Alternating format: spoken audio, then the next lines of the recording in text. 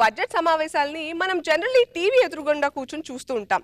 మరి అలాంటిది మనలాంటి ఓ సామాన్యుడు అసెంబ్లీకే వెళ్ళి ఆ బడ్జెట్ సమావేశాలని వీక్షిస్తే అక్కడ పరిస్థితులు ఎలా ఉంటాయి తెలుసుకోవాలంటే put your hands together to welcome roller Raghu and team. నేను ఈ రాష్ట్ర ఆర్థిక శాఖ మంత్రిని. మామూలుగా బడ్జెట్లో దేని రేటు పెంచాలన్నా రేటు తగ్గించాలన్నా డిసైడ్ చేసేది నేనే. అందుకే సామాన్యుడి దృష్టిలో ఉంచుకొని అలాంటి బడ్జెట్ ఈరోజు నేను తీసుకొచ్చాను. అయ్యారు ఎవరా నువ్వు? సామాన్యుని సార్, బడ్జెట్ సమావేశాలు ఇందామని.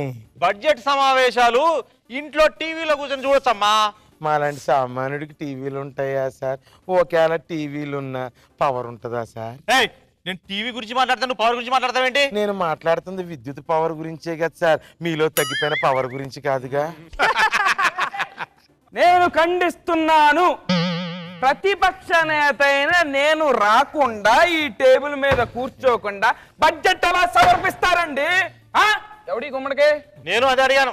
ఓహో, అయితే మిగిలిన పంచులు సెటైర్లు కూడా మీరే వేసుకొని షో ఫినిష్ చేసేయండి. ఇంక నేను బయలుదేరతా. అయ్యో, అలా వెళ్ళిపోతారండి. ప్రతిపక్ష నేత లేకుండా బడ్జెట్ ఎలా సమర్పిస్తామండి? మీరు కూర్చోండి, రండి మీరు కూర్చోండి.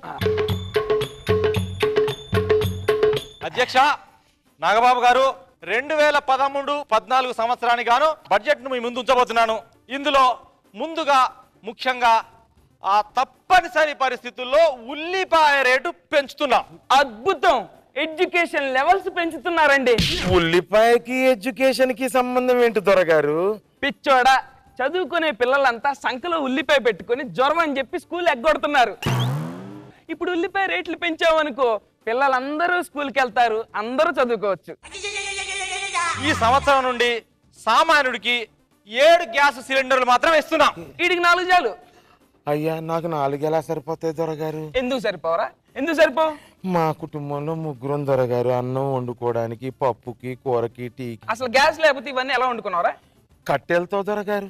ఇప్పుడు ఇచ్చినంత గ్యాస్ వాడుకొని మిగతా కట్టెలతో వండుకో.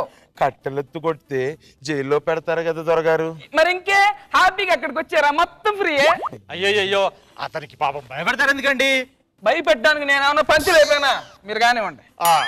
డీజిల్ పెట్రోల్ పైన 2 నుండి 5 రూపాయలు పెంచేస్తున్నాం.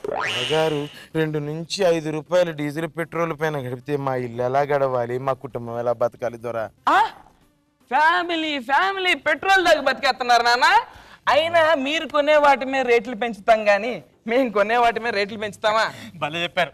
అయినా మన పొలిటీషియన్స్ ఎప్పుడన్నా కనీసం పెట్రోల్ కొనుక్కొని పోసుకున్నామా చెప్పండి? మన పొలిటీషియన్సే కాదు మంత్రి గారు, ఈ మధ్యన సామాన్యులు కూడా పెట్రోల్ ఫ్రీగా పోయించుకుంటున్నారు. అవునా? How it possible? రోజా గారు తెలుసు కదా, నేను జడ్జినని చెప్పి 2 నెలల క్రితం నుంచి పెట్రోల్ ఫ్రీగా పోయించుకుంటున్నారు. మొన్న పెట్రోల్ బంక్ కూడా అడిగాడంట, మీరు ఏ కోర్టులో జడ్జి అని. ఏంటి, కోర్టులో కూడా జడ్జిలు ఉంటారా? నేను జబర్దస్త్ షో జడ్జిని అన్నారంట. దానికాడికి మండిపోయి బండిలో పోసిన పెట్రోలే కాకుండా ఆవిడ ఇంట్లో తలక రాసుకొచ్చిన నూనె కూడా లాగాడంట. 1 కిలో వంట నూనె వచ్చింది. దరిద్రం. పెట్రోల్ రేట్లు పెంచుతారా? Petrol rate పెంచుతారా? అదే ఏంట్రా నువ్వు ఇటురారా. ఉల్లిపాయ ఎంతరా? ఎంత? అది పెట్టకూడని చూడ పెట్టి నొక్కాననుకో, నాకు సచ్చూరుకుంటావు. నేను అడుగుతుంది రేటు. మినిస్టర్ గారు, డజన్ ఉల్లిపాయలు అప్రాక్సిమేట్లీ ఒక 200 ఉంటాయండి. ఉల్లిపాయలు కిలోలాగా అమ్ముతారు, కిలోలాగా.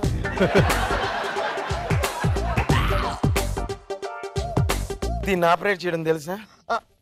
అనసూయను కాదురా, ల్యాప్టాప్ ఆన్ చేయడం వచ్చండి. నాకు ఆఫ్ చేయడం వచ్చు సార్. మరి మధ్యలో ఎవడు చేస్తాడ్రా? ఏరా, చేతిలో ఉన్న ల్యాప్టాప్లే ఆపరేట్ చేయడం రాని మీరు రాష్ట్రాన్ని ఆపు చేయడానికి వచ్చారంటరా మీ అయ్యా. హలో, మాకి సారా ప్యాకెట్లు పంచి మమ్మల్ని మత్తులో ముంచి సంచులు దోచేస్తున్నారు. సామాన్యుడి ఓటుని నోటుతో కొట్టి కోట్లు కొల్లగొడుతున్నాడు కదరా. రే, సామాన్యుడిని చులకనగా చూడకంటరా. అక్కడ ఓటింగ్ యంత్రంలో మీటర్ నొక్కేది మేమే, తేడాలు వస్తే ఇక్కడ పీకలు నొక్కేది మేమే. రే, ఖబర్దార్!